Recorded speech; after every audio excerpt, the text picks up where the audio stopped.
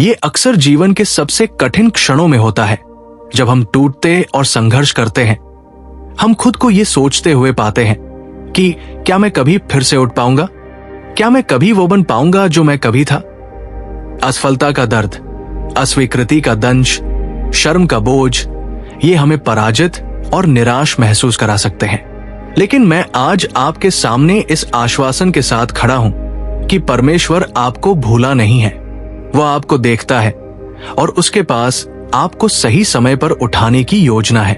परमेश्वर का समय हमारी समझ से परे है। हम एक ऐसे संसार में रहते हैं जो अधीर है, एक चीज से दूसरी चीज की ओर भागता रहता है। लेकिन परमेश्वर के साथ हमें प्रतीक्षा करना सीखना चाहिए। हमें यह समझना चाहिए कि उसका समय हमेशा सही होता है। भजन 31:15 हमें बताता है कि मेरा समय आपके हाथों में है। ये सत्य हमें अराजकता के बीच में शांति प्रदान करता है, ये जानते हुए कि परमेश्वर ने हमारी पुनर्स्थापना के लिए सही क्षण निर्धारित किया है। जो विलंब जैसा लगता है वो अक्सर एक दैवीय व्यवस्था होती है, एक ऐसा क्षण जब हम चाहे कितने भी गिर गए हो, चंगा करने और नया करने के लिए पुनर्स्थापित करें। चाहे हमारी शर्म कितनी भी गहरी हो, परमेश्वर टूटे हुए दिलों को उठाने के व्यवसाय में है। वो जो गिरा है उसे लेने और परमेश्वर के राज्य में उसकी महिमा के लिए उसे ऊपर उठाने में प्रसन्न होता है। विनम्रता हमेशा सम्मान से पहले होती है।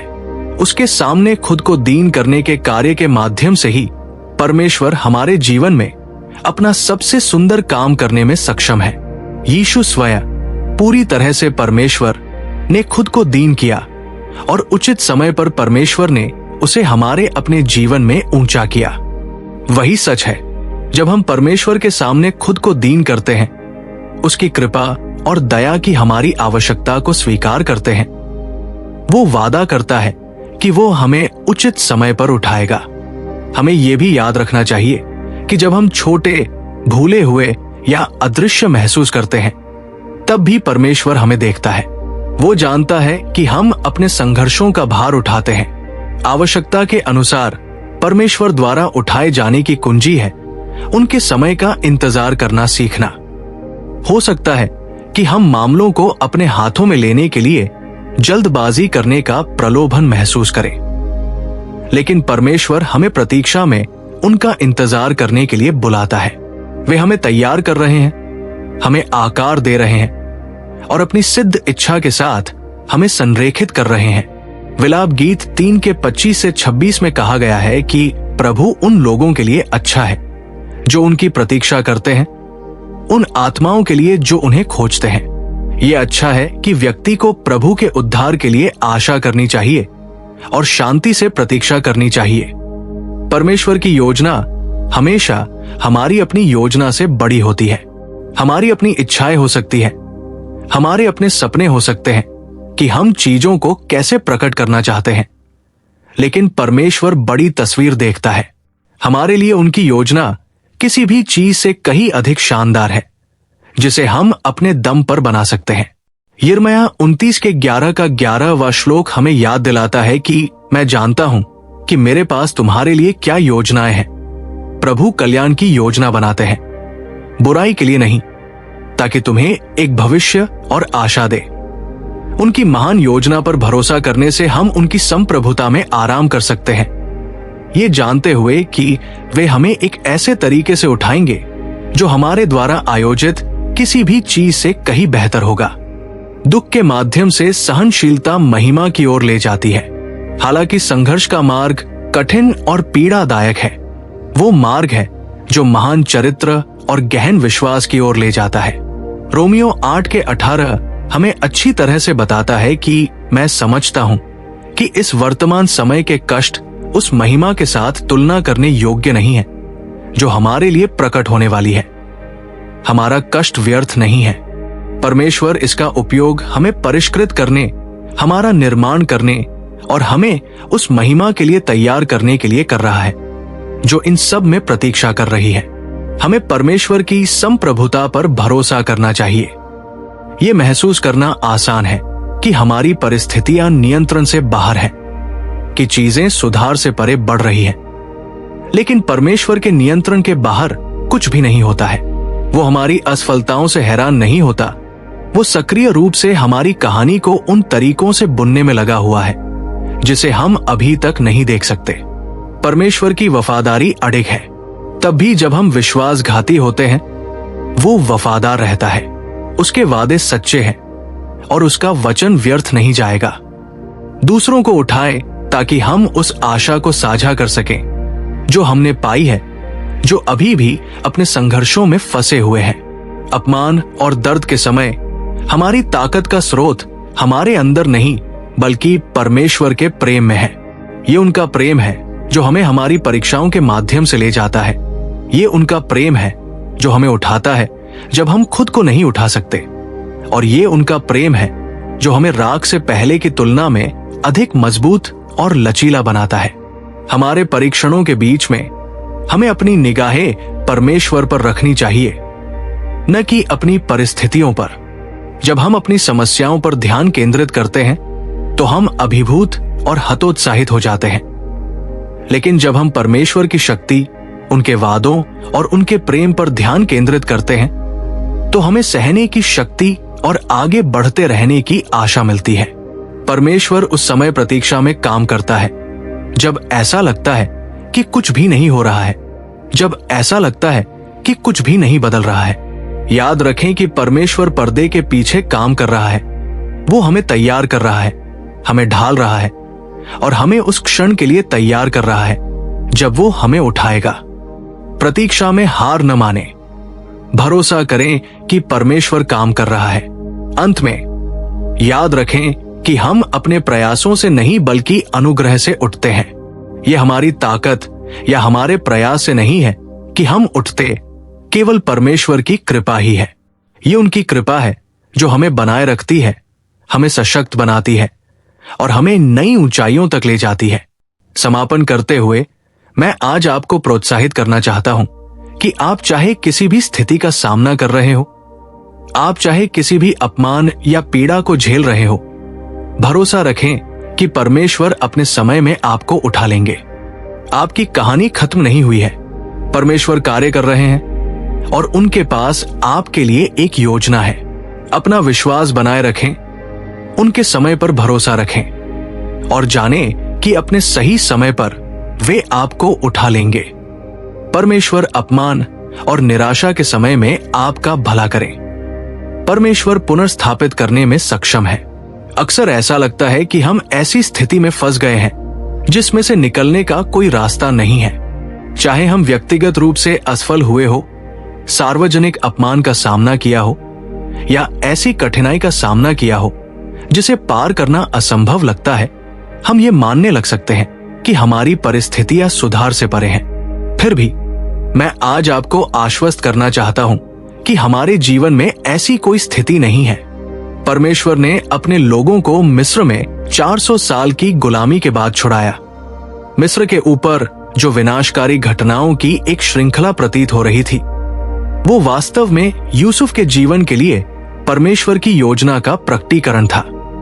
कोई भी क्षण अंधकार में नहीं था। कोई भी स्थिति इतनी विकट नहीं थी कि परमेश्वर के हाथ यूसुफ को महान उद्देश्य और शक्ति के स्थान पर पुनर्स्थापित और उन्नत न कर सके। यही बात हमारे लिए भी सत्य है। चाहे आपकी परिस्थितियां कैसी भी हो, परमेश्वर पुनर्स्थापित करने में सक्षम है।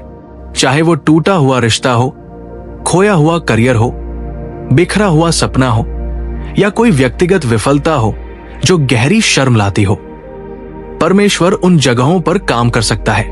वो जो टूटा हुआ लगता है उसे ले सकता है और उसमें नई जान फूंक सकता है। वो जो खो गया है उसे पुनः प्राप्त कर सकता है और वो हमारे सबसे बड़े संघर्षों को अपने अद्भुत अनुग्रह की गवाही में बदल सकता है। हम अक्सर अपनी स्थिति के टूटने, दर्द या स्पष्ट निराशाजनकता पर ध्यान केंद्रित करते हैं, लेकिन हमें अपना ध्यान इस सत्य पर केंद्रित करना चाहिए कि परमेश्वर पुनर्स्थापना में सक्षम है। ये न केवल एक काव्यात्मक छंद है, बल्कि हमारी गहरी से गहरी चोटों को लेकर उन्हें किसी खूबसूरत चीज में बदल देने की परमेश्वर की क्षमता की एक शक्तिशाली घोषणा है। ये याद रखना महत्वपूर्ण है कि पुनर्स्थापना हमेशा उस समय या रास्ते में नहीं आती है जिसकी हम अपेक्षा करते हैं। कभी कभी परमेश्वर की पुनर्स्थापना एक क्रमिक प्रक्रिया है जिसके लिए धैर्य और विश्वास की आवश्यकता होती है।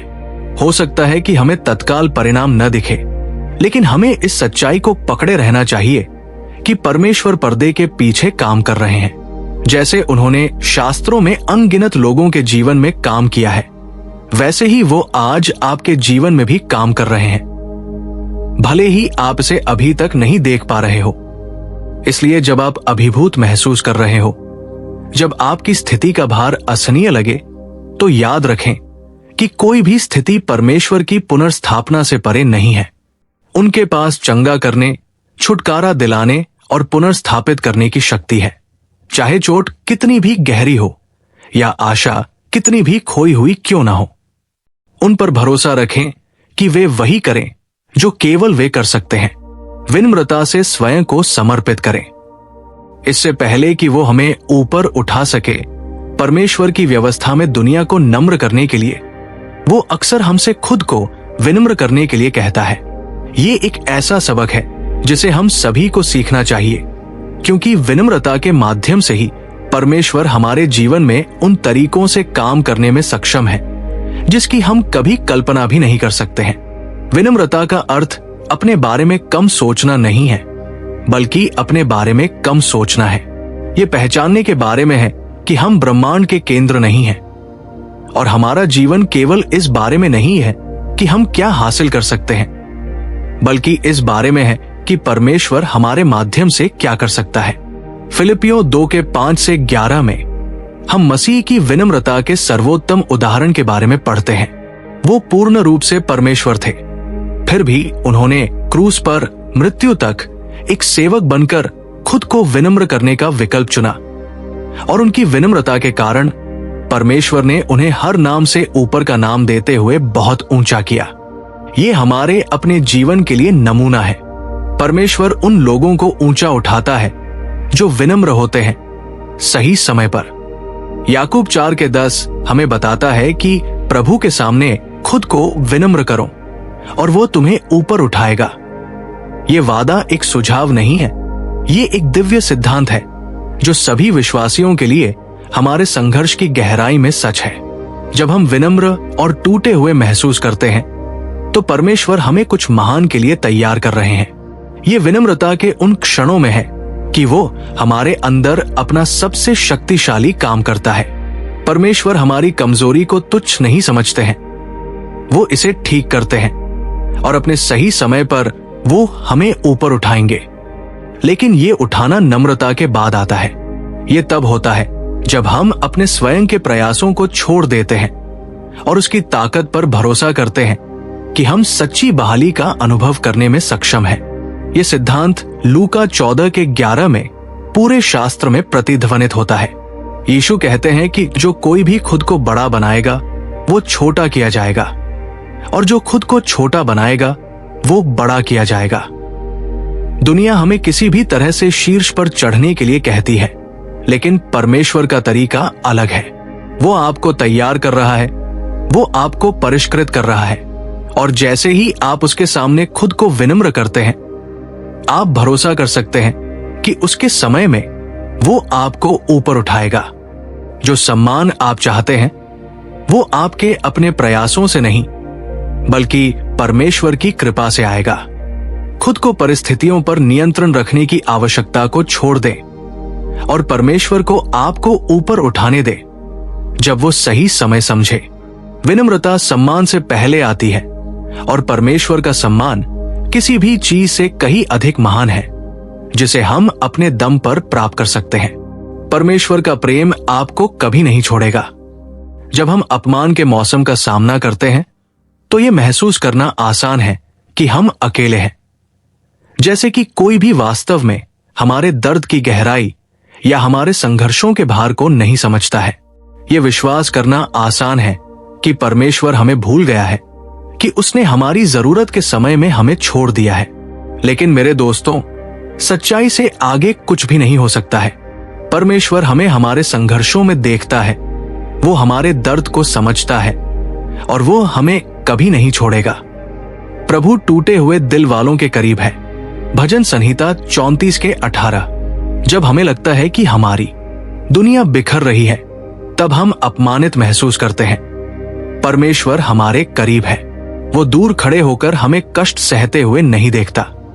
वो हमारे करीब है, हमारे साथ चल रहा है और हमें सबसे अंधेरी घाटियों में ले जा रहा है। यीशु मसीह के जीवन पर विचार करें, जिन्होंने अपने सांसारिक मंत्रालय में जाना कि अपमानित, गलत समझा और अस्वीकार किया जाना कैसा होता है। उनका मजाक उड़ाया गया, उन्हें पीटा गया और अंततः तीव्र पीड़ा के उन क्षणों में उन्हें क्रूस पर चढ़ा दिया गया। परमेश्वर पिता दूर नहीं थे, वो उनके साथ थे और उनके छुटकारे के उद्देश्य को पूरा कर रहे थे। यीशु, जिन्होंने सबसे बड़ा अपमान अनुभव करते हैं जिसे कोई भी सहन कर सकता है, वो हमारे संघर्षों को उन तरीकों से समझते हैं जिन्हें कोई और नहीं समझ सकता, और इस समझ में वो हमारे साथ रहने का वादा करते हैं। ऐसा कोई दर्द नहीं है जो परमेश्वर की नजर से बच जाए। आपकी आंख से कोई आंसू ना गिरे जिसे वो न देख सके। कोई दिल का दर्द, कोई बोझ, कोई हार का क्षण परमेश्वर की नजर से न गुजरे जो आपसे प्रेम करता है।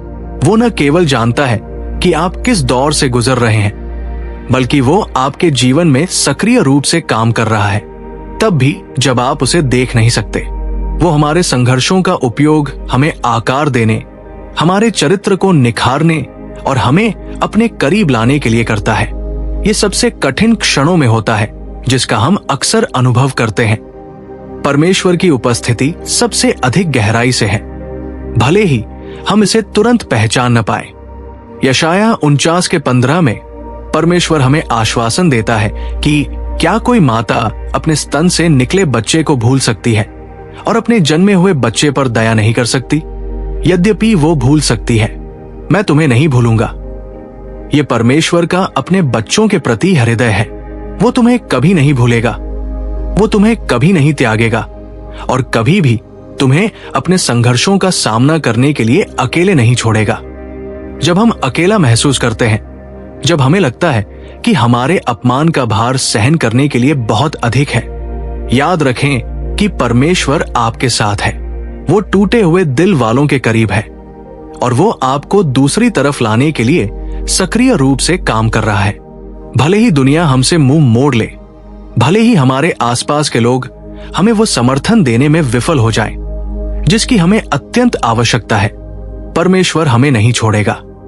वो मुसीबत के समय में हमारी सदैव उपस्थित सहायता है। हम निश्चिंत हो सकते हैं कि चाहे हमारी परिस्थितियां कितनी भी भारी क्यों ना हो, परमेश्वर का प्रेम और विश्वास वो निकट है, काम कर रहा है और अपने सही समय पर वो आपको ऊपर उठाएगा, आपकी गरिमा और आपकी आशा को बहाल करेगा।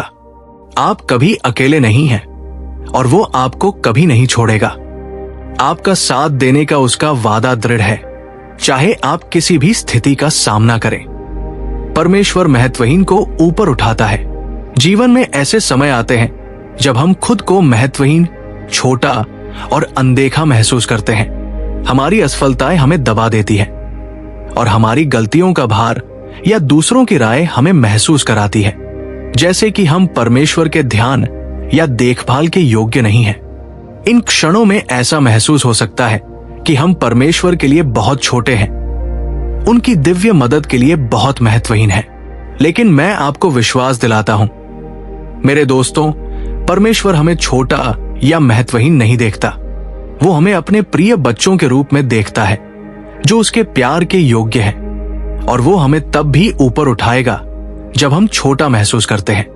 दुनिया हमें देख सकती है और हमारी उपलब्धियों, हमारी स्थिति या दूसरे हमें कैसे देखते हैं उसके आधार पर हमें माप अंदर। वो उस क्षमता को देखता है जो उसने हमारे भीतर रखी है, जो उपहार उसने हमें दिए हैं और वो उद्देश्य जो उसने हमारे जीवन के लिए निर्धारित किया है। जब हम छोटा महसूस करते हैं, परमेश्वर हमें याद दिलाते हैं कि वह जो महत्वहीन लगता है उसे असाधारण बनाने में माहिर है। दाऊद की कहानी पर विचार करें।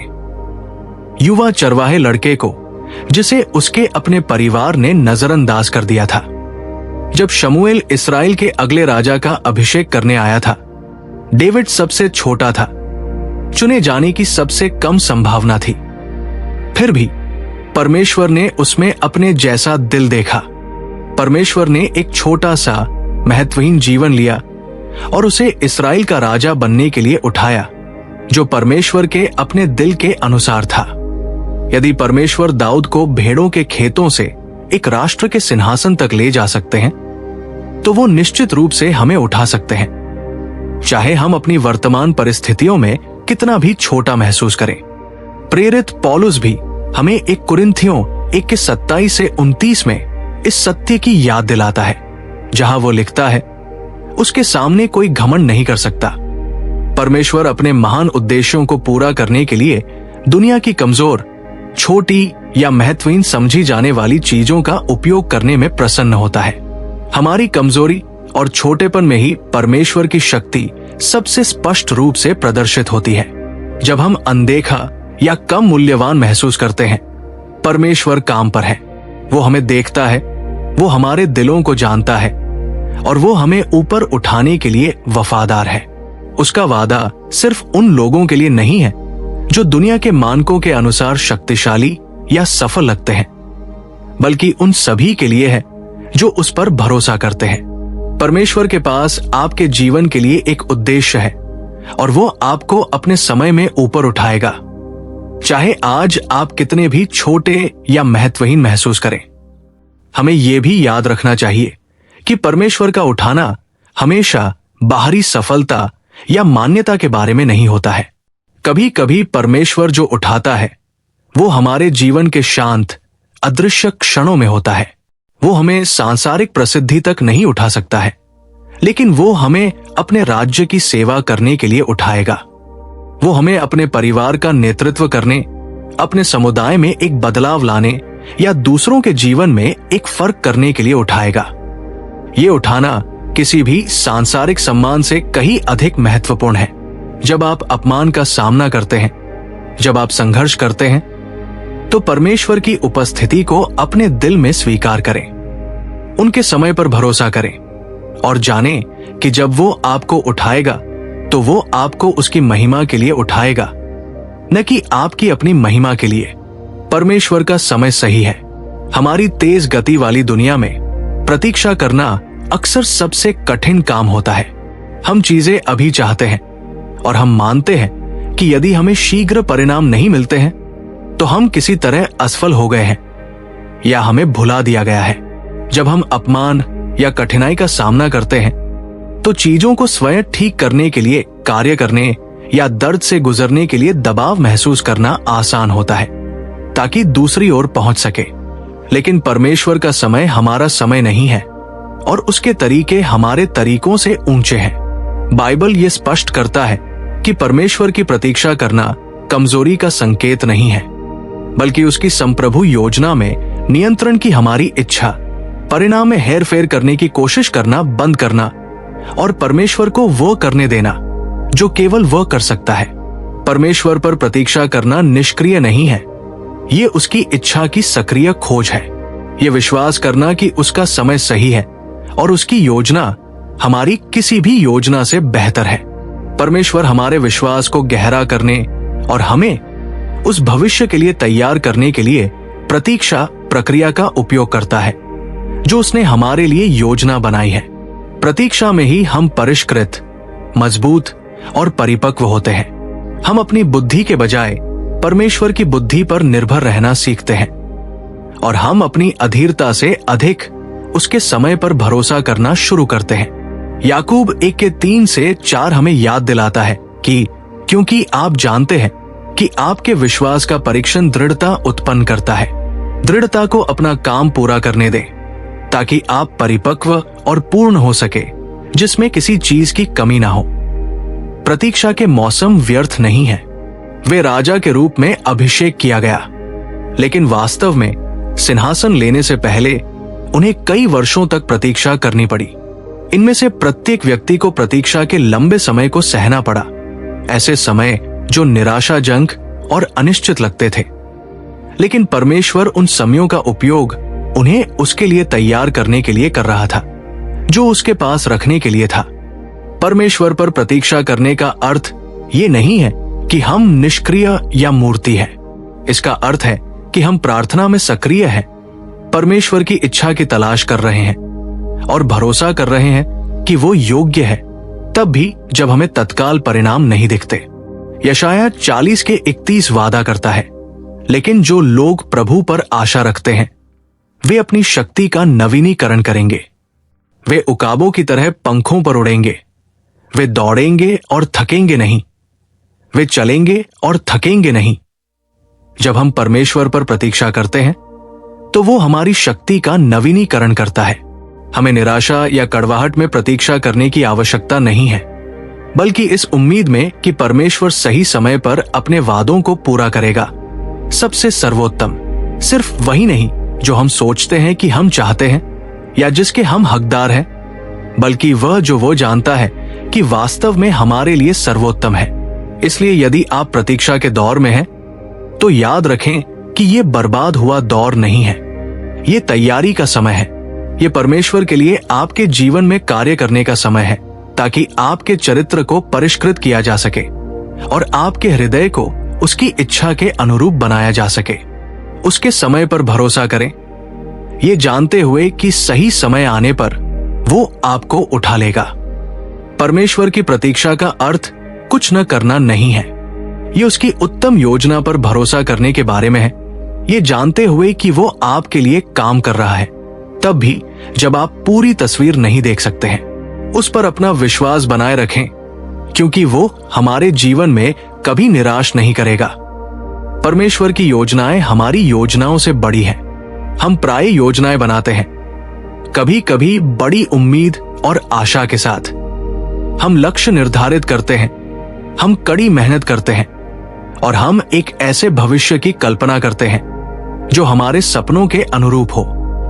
लेकिन क्या होता है जब चीजें हमारी योजना के अनुसार नहीं होती? एक व्यक्ति के दिल में कई योजनाएं होती हैं, लेकिन ये परमेश्वर का उद्देश्य है जो प्रबल होता है। नीति वचन 19:21। जबकि हमारे पास अपने भविष्य के लिए एक दृष्टि हो सकती है, परमेश्वर की दृष्टि असीम रूप से अधिक व्यापक, बुद्धिमान होती है। वो हमारे उद्देश्य और अपनी महिमा की बड़ी तस्वीर देखता है और अक्सर हमारे द्वारा सामना किए जाने वाले संघर्ष और निराशाएं उसकी योजना से विचलित नहीं होती, बल्कि उसी प्रक्रिया का हिस्सा होती है, जिसका उपयोग वो हमें अपने अंतिम उद्देश्य के करीब लाने के लिए करता है। जब हम अपमान या कठिनाई का सामना करते हैं, तो हम अपने जीवन की दिशा पर सवाल उठा सकते हैं, लेकिन हमें याद रखना चाहिए कि परमेश्वर के पास हम में से प्रत्येक के लिए एक आदर्श योजना है। उसकी योजना हमेशा हमारी इच्छाओं या हमारी समय रेखा के साथ संरेखित नहीं हो सकती है, लेकिन ये हमेशा हमारी भलाई और उसकी महिमा के लिए होगी। रोमियो 8:28 हमें आश्वासन देता है और हम जानते हैं कि सभी चीजों में परमेश्वर भलाई के लिए कार्य करता है, उनके लिए जो उससे प्रेम रखते हैं और उसकी योजना के अनुसार बुलाए गए हैं। यूसुफ के जीवन में हम इसका एक शक्तिशाली उदाहरण देखते हैं। परमेश्वर ने स्वयं उसे ये सपने दिए थे, लेकिन उन सपनों में तुरंत कदम रखने के बजाय यूसुफ को विश्वासघात, गुलामी, झूठे आरोप और कारावास का सामना करना पड़ा। ऐसे क्षण थे जब उसकी परिस्थितियां परमेश्वर द्वारा दिए गए वादों से पूरी तरह से अलग लग रही थी। फिर भी अंत में परमेश्वर ने उन्हीं चुनौतियों का उपयोग यूसुफ को शक्ति के स्थान पर स्थापित करने के लिए किया, न कि अपनी महिमा के लिए, बल्कि अकाल के समय में असंख्य लोगों की जान बचाने के लिए। यूसुफ के लिए परमेश्वर की योजना यूसुफ द्वारा स्वयं की बनाई गई किसी भी योजना से कहीं अधिक महान थी, और इसके लिए दर्द, धैर्य और दृढ़ता की यात्रा की आवश्यकता थी। उसी तरह हमारे पास सपने और लक्ष्य हो सकते हैं, लेकिन परमेश्वर की योजना के लिए अक्सर एक अलग रास्ता अपनाने की आवश्यकता होती है, जिसमें विनम्रता और संघर्ष के क्षण शामिल हो सकते हैं। लेकिन वही क्षण होते हैं जब परमेश्वर हमें परिष्कृत करता है, हमें भरोसा करना सिखाता है और हमारे दिलों को उसके साथ जोड़ता है। कभी कभी हम अपने परीक्षणों के बीच परिणाम को स्पष्ट रूप से नहीं देख सकते हैं, लेकिन हमें ये भरोसा करने के लिए कहा जाता है कि परमेश्वर हमेशा काम कर रहा है, भले ही हमारे चारों ओर की स्थिति कुछ और ही क्यों ना कहे। यह हमें याद दिलाता है कि जब हमारी योजनाएं उम्मीद के मुताबिक नहीं होती हैं, तो ये संकेत नहीं है कि परमेश्वर ने हमें छोड़ दिया है। ये एक अनुस्मारक है कि वो हमारी समझ से कहीं अधिक महान कुछ कर रहा है। जब हम अपनी योजनाओं को उसके हवाले कर देते हैं, तो हम अपने आप को उन अविश्वसनीय चीजों के लिए खोल देते हैं जो वो हमारे जीवन में करना चाहता है, ऐसी चीजें जिनकी हम कभी कल्पना भी नहीं कर सकते। ये याद रखना महत्वपूर्ण है कि परमेश्वर की योजना हमेशा हमारे अंतिम भले के लिए होती है। हमारे लिए उसका प्यार अडिग है और उसका उद्देश्य हमेशा आशा से भरा होता है। हो सकता है कि हम रास्ते में आने वाले मोड़ और घुमावों को हमेशा न समझ पाए, लेकिन अगर हम उस पर भरोसा